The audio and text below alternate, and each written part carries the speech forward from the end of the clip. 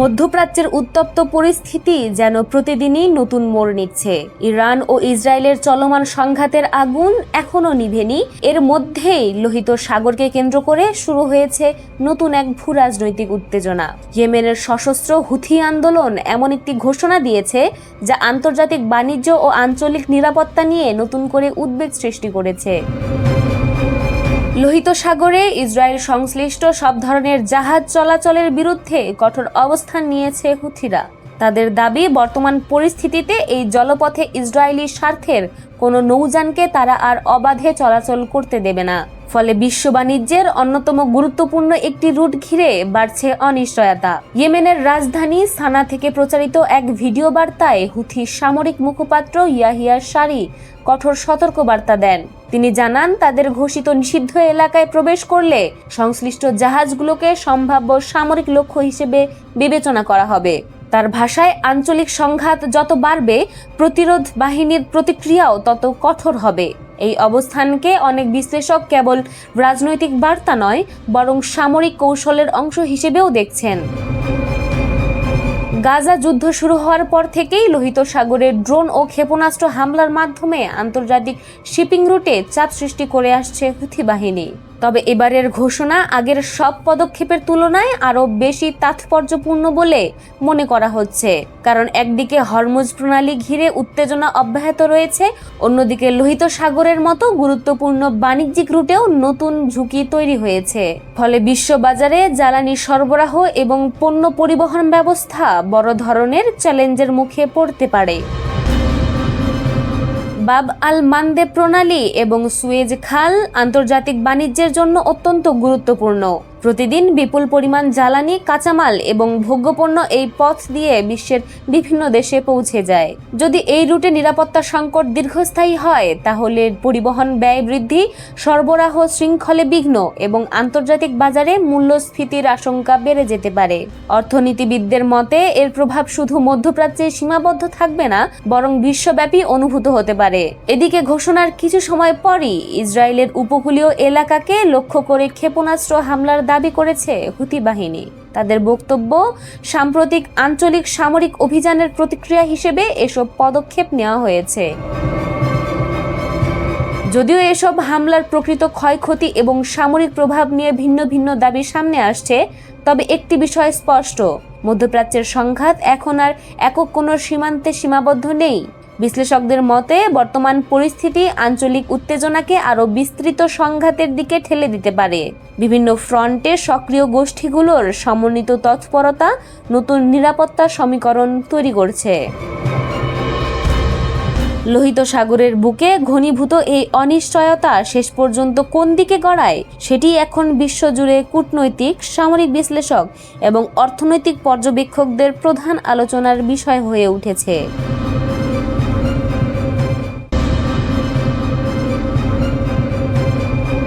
ইরানের সঙ্গে চলমান আলোচনার ফলাফল যাই হোক না কেন, ইরানের উচ্চ সমৃদ্ধ করা ইউরেনিয়াম যে কোনো মূল্যে চিরতরে সরিয়ে ফেলা হবে বলে হুমকি দিয়েছেন মার্কিন প্রেসিডেন্ট ডোনাল্ড ট্রাম্প। চলমান আলোচনায় ইরান তাদের ইউরেনিয়াম হস্তান্তরে রাজি না হওয়ায় এমন হুমকি দিয়েছেন তিনি।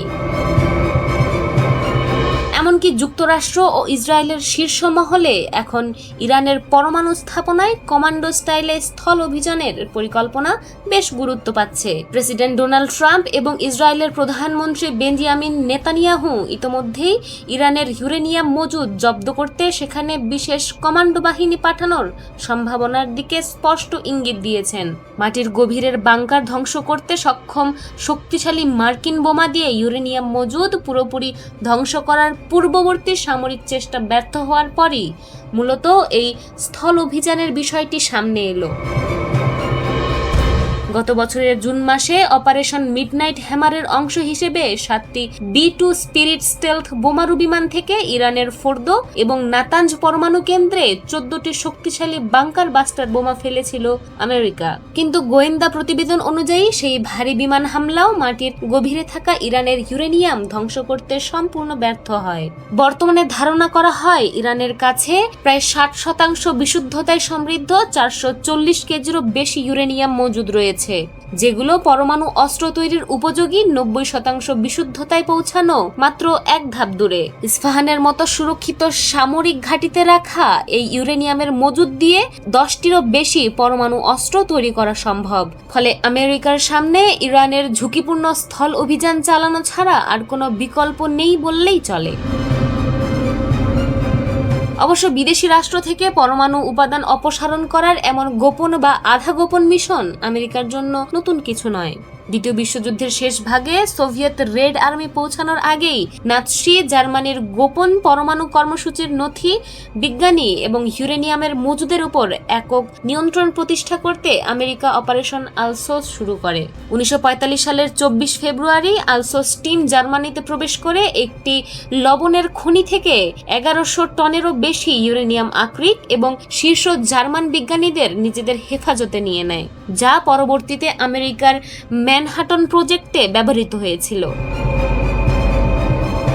এছাড়া 1991 সালে সোভিয়েত শাসনের পতনের পর কাজাখস্তানের উলবা মেটালার্জিক্যাল প্ল্যান্টে প্রায় 600 কেজি উচ্চ সমৃদ্ধ ইউরেনিয়াম অরক্ষিত অবস্থায় ছিল, যা কিনে নিতে উন্মুখ ছিল ইরান ও কোরিয়া।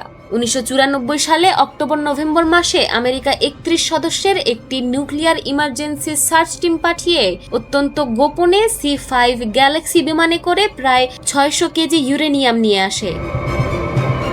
তাছাড়া 2003 সালে লিবিয়া তাদের পরমাণু কর্মসূচি পরিত্যাগের ঘোষণা দিলে মার্কিন বাহিনী লিবিয়ার সরকার এবং পাকিস্তানে AQ খান নেটওয়ার্কের কাছ থেকে 55,000 পাউন্ডেরও বেশি পরমাণু নথিপত্র এবং 17 কেজি উচ্চ সমৃদ্ধ ইউরেনিয়াম সফলভাবে সরিয়ে নেয়। এমনকি গত 10 মে ভেনেজুয়েলার কারাকাসের কাছে একটি বন্ধ হয়ে যাওয়া গবেষণা রিঅ্যাক্টর থেকে প্রায় 1350 কেজি সমৃদ্ধ ইউরেনিয়াম সফলভাবে আমেরিকার সাউথ ক্যারোলিনা সরিয়ে নিয়েছে যুক্তরাষ্ট্র।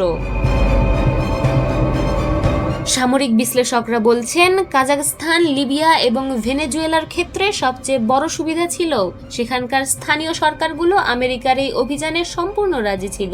কিন্তু বর্তমান ইরানের ক্ষেত্রে পরিস্থিতি সম্পূর্ণ ভিন্ন। ইরানের মতো অত্যন্ত সুরক্ষিত একটি দেশে ঢুকে এই ধরনের একটি স্থল অভিযান চালানো আমেরিকার জন্য বড় ধরনের সামরিক বিপর্যয় ডেকে আনতে পারে বলে সতর্ক করেছেন বিশেষজ্ঞরা।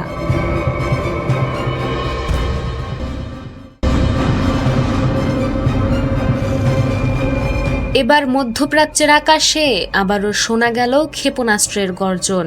যুদ্ধবিরতির সব হিসাব নিকাশ যেন মুহূর্তেই উড়িয়ে দিল নতুন সংঘাতের আগুন। ওয়াশিংটন যখন মনে করছিল পরিস্থিতি তাদের নিয়ন্ত্রণে, ঠিক তখনই পারস্য উপসাগরের বুকে ঘটে গেল এমন এক ঘটনা যা নতুন করে উত্তেজনার পারদ চড়িয়ে দিয়েছে পুরো অঞ্চল জুড়ে।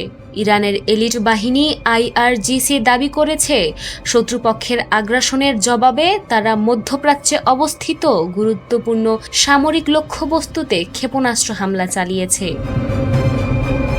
ইরানি সূত্রের ভাষা অনুযায়ী কুয়েত এবং বাহরাইনে অবস্থিত মার্কিন সামরিক স্থাপনাগুলো ছিল এই অভিযানের প্রধান লক্ষ্য। আর এই খবর সামনে আসতেই নতুন করে আলোচনায় উঠে এসেছে, মধ্যপ্রাচ্য কি আবারও বড় ধরনের যুদ্ধের দিকে এগিয়ে যাচ্ছে? ঘটনার সূত্রপাত কয়েক ঘন্টা আগেই। মার্কিন সামরিক বাহিনী দাবি করে হরমুজ প্রণালীর কাছে তারা কয়েকটি ড্রোন ভূপাতিত করেছে। এরপর ইরানের উপকূলীয় নজরদারি ব্যবস্থার বিরুদ্ধে সামরিক পদক্ষেপ নেওয়ার কথাও জানানো হয়। আর ঠিক এর কিছুক্ষণের মধ্যেই পাল্টা প্রতিক্রিয়া আসে তেহরানের পক্ষ থেকে। IRGC জানায় তারা অত্যাধুনিক ক্ষেপণাস্ত্র ব্যবহার করে শত্রুদের গুরুত্বপূর্ণ ঘাঁটিগুলোকে লক্ষ্য করে অভিযান চালিয়েছে। অন্যদিকে মার্কিন সেন্ট্রাল কমান্ড দাবি করেছে তারা আশা ক্ষেপণাস্ত্রগুলো প্রতিহত করতে সক্ষম হয়েছে। তবে দুই পক্ষের পরস্পর বিরোধী দাবির মাঝেই স্পষ্ট হয়ে উঠছে একটি বিষয়, সংঘাত এখন আর শুধু হুমকি কিংবা সতর্কবার্তার পর্যায়ে নেই, বরং সরাসরি শক্তি প্রদর্শনের পর্যায়ে পৌঁছে গেছে। বিশ্লেষকদের মতে এই ঘটনার সবচেয়ে গুরুত্বপূর্ণ বার্তা হলো প্রতিক্রিয়ার গতি। কারণ সাম্প্রতিক বছরগুলোতে ইরান বারবার দেখানোর চেষ্টা করেছে যে কোনো সামরিক পদক্ষেপের জবাব তারা দ্রুত দিতে সক্ষম, আর এবারও তারা সেই সক্ষমতার বার্তাই দিতে চেয়েছে। এর আগেও কুয়েতে ঘটে যাওয়া এক রহস্যময় বিস্ফোরণ ও ড্রোন হামলা নিয়েও দুই পক্ষের মধ্যে তীব্র বাকযুদ্ধ শুরু হয়। মার্কিন পক্ষ যেখানে ইরানকে দায়ী করেছে, সেখানে তেহরান সব অভিযোগ অস্বীকার করে উল্টো মার্কিন প্রতিরক্ষা ব্যবস্থার ব্যর্থতার দিকে আঙুল তুলেছে। ফলে তথ্যযুদ্ধও এখন সমান তীব্র হয়ে উঠেছে। সবচেয়ে উদ্বেগের বিষয় হলো কয়েক মাস আগে যে যুদ্ধবিরতি কার্যকর হয়েছিল সেটি এখন কার্যত অস্তিত্ব সংকটে। গাজা, লেবানন, লোহিত সাগর থেকে শুরু করে পারস্য উপসাগর, প্রতিটি ফ্রন্টেই উত্তেজনা বাড়ছে। আর সেই উত্তেজনার কেন্দ্রে রয়েছে যুক্তরাষ্ট্র ও ইরানের দীর্ঘদিনের বৈরিতা। মধ্যপ্রাচ্যের সামরিক সমীকরণ এখন দ্রুত বদলে যাচ্ছে। একদিকে রয়েছে বিশ্বের সবচেয়ে শক্তিশালী সামরিক জোট, অন্যদিকে রয়েছে এমন এক প্রতিপক্ষ যে সরাসরি মোকাবিলার বার্তা দিতে পিছপা হচ্ছে না। আর তাই প্রশ্ন উঠছে, এটি কি শুধুই আরেকটি সীমিত পাল্টাপাল্টি হামলা, নাকি আরও বড় সংঘাতের সূচনা? কারণ ইতিহাস বলছে মধ্যপ্রাচ্যে অনেক বড় যুদ্ধই শুরু হয়েছে এমন ছোট ছোট সংঘর্ষের মধ্য দিয়ে, আর এবারও সেই আশঙ্কা উড়িয়ে দেওয়ার সুযোগ খুবই কম। পারস্য উপসাগরের উত্তপ্ত জলরাশি এখন যেন পুরো বিশ্বের জন্য এক নতুন সতর্কবার্তা হয়ে উঠেছে। যুদ্ধের আগুন যদি আরও ছড়িয়ে পড়ে, তবে এর প্রভাব শুধু মধ্যপ্রাচ্যেই সীমাবদ্ধ থাকবে না, কাঁপিয়ে দিতে পারে পুরো বৈশ্বিক রাজনীতি ও অর্থনীতিকেও।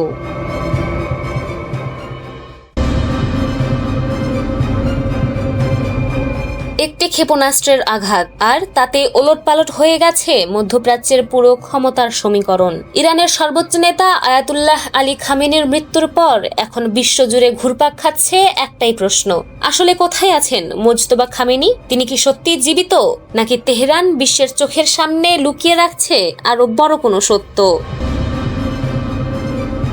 আলী খামেনির মৃত্যুর খবর নিশ্চিত হওয়ার পর থেকেই রহস্যের কেন্দ্রে চলে এসেছেন তার ছেলে মোজতবা খামেনি। মার্কিন পররাষ্ট্রমন্ত্রী মার্কো রুবিও দাবি করেছেন মোজতবা জীবিত আছেন এবং ধীরে ধীরে দেশের অভ্যন্তরীণ বিষয়গুলোতে সক্রিয় ভূমিকা নিতে শুরু করেছেন। কিন্তু মধ্যপ্রাচ্যে বিশ্লেষকদের অনেকেই বলছেন এখন পর্যন্ত এমন কোনো অকাট্য প্রমাণ প্রকাশ করা হয়নি যা নিশ্চিত করে বলতে পারে মোজতবা খামেনি জীবিত অথবা নিহত।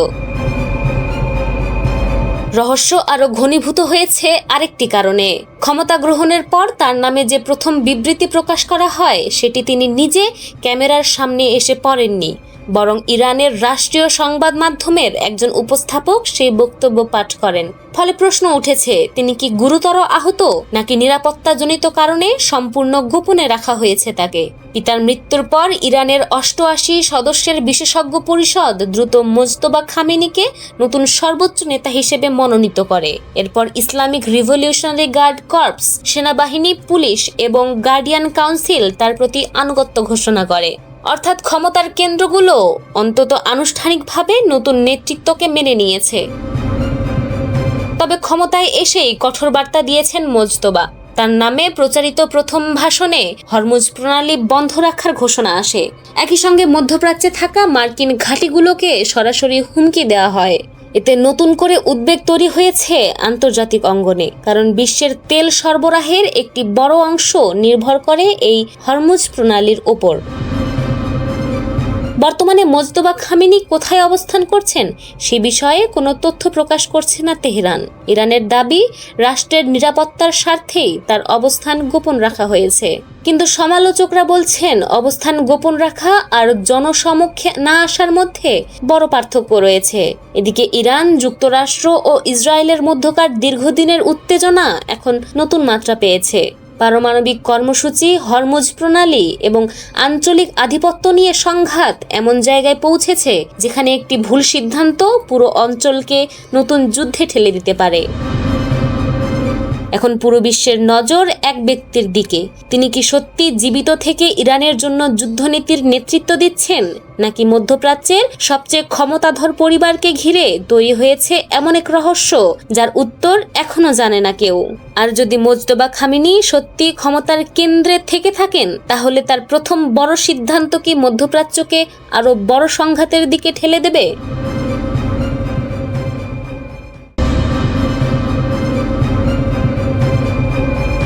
এক সময়ের পুরো বিশ্বকে নিয়ন্ত্রণ করত একটি শক্তি। যুদ্ধ হোক কিংবা শান্তি, অর্থনীতি হোক কিংবা কূটনীতি, শেষ কথা যেন বলতো ওয়াশিংটন। কিন্তু এখন প্রশ্ন উঠছে, সেই যুগ কি সত্যি শেষ হয়ে যাচ্ছে?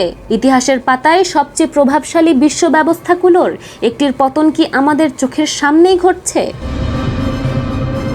বিশ্ব রাজনীতিতে দীর্ঘদিন ধরে একটি শব্দ খুব পরিচিত ছিল, প্যাক্স আমেরিকানা, অর্থাৎ এমন এক বিশ্ব ব্যবস্থা যেখানে যুক্তরাষ্ট্র শুধু সামরিক শক্তি নয়, আন্তর্জাতিক নিয়মকানুন, বাণিজ্য, মানবাধিকার এবং বৈশ্বিক নেতৃত্বের কেন্দ্রবিন্দু হিসেবে কাজ করত। কিন্তু সাম্প্রতিক বছরগুলোতে সেই কাঠামোতে বড় ধরনের ফাটল দেখা দিয়েছে। বিশেষ করে ডোনাল্ড ট্রাম্পের নেতৃত্বে যুক্তরাষ্ট্রের নীতিতে যে পরিবর্তন এসেছে, সেটিকে অনেক বিশ্লেষক বিশ্ব ব্যবস্থার মোড় ঘুরে যাওয়ার মুহূর্ত হিসেবে দেখছেন। একসময় জাতিসংঘ, আন্তর্জাতিক মুদ্রা তহবিল, বিশ্বব্যাংক এবং বিশ্ব বাণিজ্য সংস্থার মতো প্রতিষ্ঠানগুলোকে শক্তিশালী করার পিছনে ওয়াশিংটনের বড় ভূমিকা ছিল। মানবাধিকার, গণতন্ত্র, শরণার্থী সুরক্ষা কিংবা আন্তর্জাতিক সহযোগিতার মতো বিষয়গুলো ছিল মার্কিন পররাষ্ট্রনীতির গুরুত্বপূর্ণ অংশ। কিন্তু এখন সেই আদর্শের জায়গায় ক্রমেই গুরুত্ব পাচ্ছে জাতীয় স্বার্থ, অর্থনৈতিক হিসাব এবং কঠোর বাস্তববাদী কূটনীতি।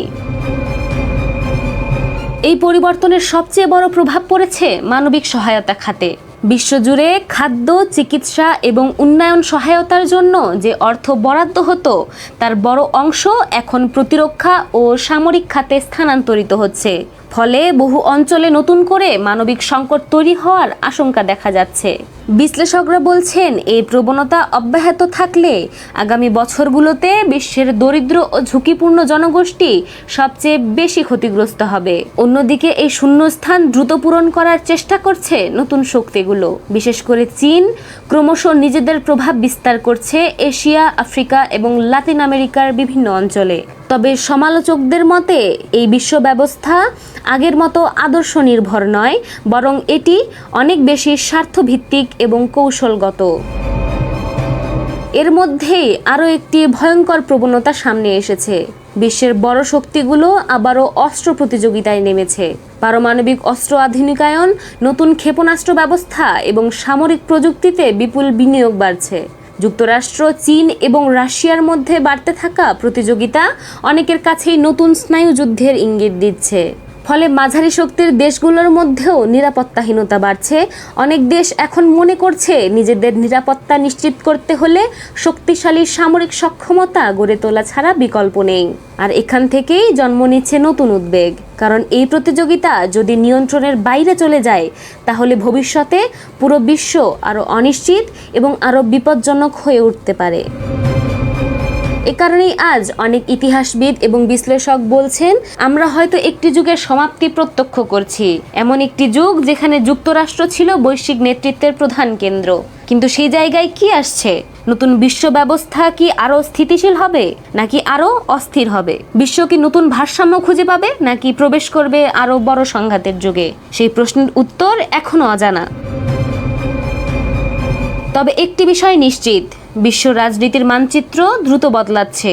আর সেই পরিবর্তনের শেষ কোথায় গিয়ে থামবে, সেটাই এখন পুরো পৃথিবীর কাছে সবচেয়ে বড় রহস্য।